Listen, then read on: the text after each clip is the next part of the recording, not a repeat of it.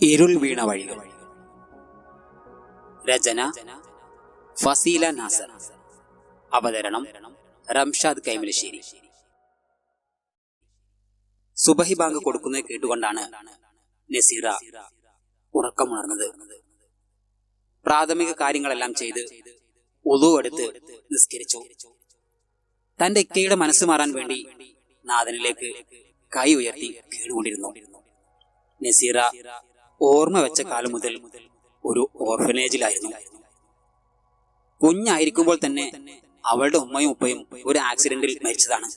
ഒരു പെൺകുട്ടി ആയതുകൊണ്ട് എല്ലാ കാര്യങ്ങളും തങ്ങളുടെ തലയിലാകുമെന്ന് കരുതിയ ബന്ധുക്കൾ എല്ലാവരും നസീറയെ ഓർഫനേജിലാക്കുകയായിരുന്നു. അന്നു മുതൽ അവിടെയുള്ളവർ നസീറയുടെ ഉമ്മയും ഉപ്പയും കൂടപ്പിറപ്പുകളുമായി മാറി. കാലചക്രം മാറി മറിഞ്ഞു. നസീറ ഇപ്പോ ആര് കണ്ടാലും കൊതിച്ചു പോകുന്ന നല്ലൊരു സുന്ദരിയായിട്ടുണ്ട്. അവൾക്കിപ്പോ കല്യാണപ്രായമായി. ഒരിക്കൽ ഉറ്റ കൂട്ടുകാരുടെ കല്യാണത്തിന് പോയപ്പോഴാണ് ഫവാസിന്റെ ഉമ്മ അവളെ കണ്ട് ഇഷ്ടപ്പെട്ടത്. അവളുടെ സൗന്ദര്യവും അടക്കവും ഒതുക്കവും എല്ലാം കണ്ട് ഫവാസിന്റെ ഉമ്മ തന്റെ മോനെ കൊണ്ട് അവളെ കല്യാണം ആലോചിക്കാൻ തന്നെ തീരുമാനിച്ചു.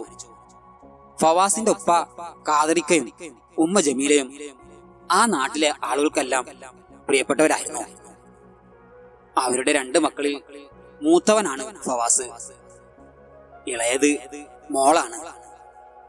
മോളെ കല്യാണം കഴിഞ്ഞ് ഭർത്താവിന്റെ വീട്ടിലാണ് അവർ. ഫവാസിന്റെ ഉമ്മ ഉപ്പയോട് കാര്യങ്ങളെല്ലാം പറഞ്ഞു.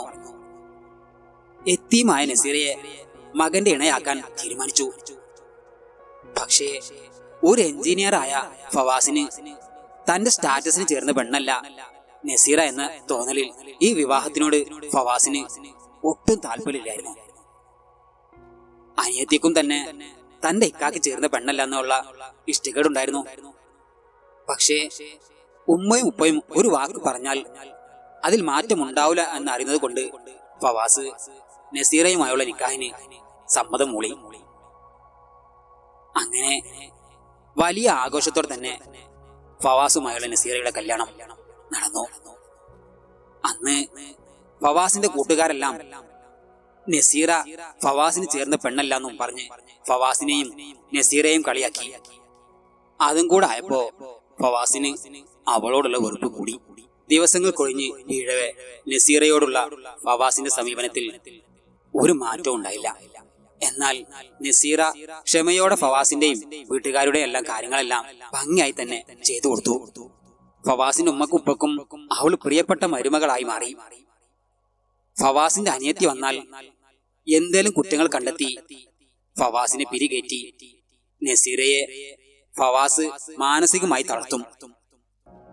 ഒന്നിലും ഒരു പരാതിയും പറയാതെ റബ്ബ് തനിക്ക് തന്ന പരീക്ഷണമാണിതെന്ന് സമാധാനിച്ച് ജീവിച്ചു നസീറ. അങ്ങനെ ഇരിക്കെ ഒരു ദിവസം ജോലിക്ക് പോയ ഫവാസിന് ഒരു ആക്സിഡന്റ് പറ്റി. 2 കാലിന്റെയും എല്ല് പൊട്ടി പ്ലാസ്റ്റർ ഇട്ടു. കുറച്ചു ദിവസം ഹോസ്പിറ്റലിൽ തന്നെ കിടന്നു. കുറച്ച് ഭേദമായപ്പോ വീട്ടിലേക്ക് കൊണ്ടുവന്നു.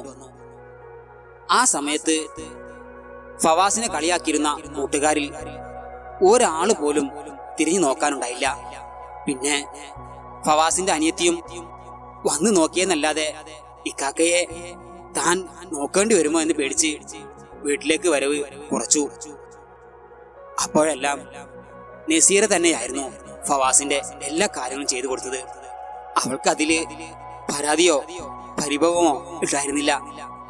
അതെല്ലാം കണ്ട് ഫവാസിന്റെ മനസ്സിൽ കുറ്റബോധമായി. ഇത്രയും നാൾ മാനസികമായി വേദനിപ്പിച്ചിട്ടും സുഖമില്ലാതായപ്പോ എല്ലാ കാര്യവും ചെയ്തു കൊടുത്ത നസീറയെ അവൻ മനസ്സറിഞ്ഞ് സ്നേഹിക്കാൻ തുടങ്ങി. അവളുടെ സ്നേഹത്തോടെയും ക്ഷമയോടെയുള്ള പരിചരണങ്ങൾക്കൊടുവിൽ ഫവാസിന്റെ കാലുകൾ പൂർണ്ണമായും സുഖമായി. തന്റെ തെറ്റ് മനസ്സിലായ ഫവാസ് നസീറയെ സ്നേഹം കൊണ്ട് വീർപ്പുമുട്ടിക്കുകയാണ്.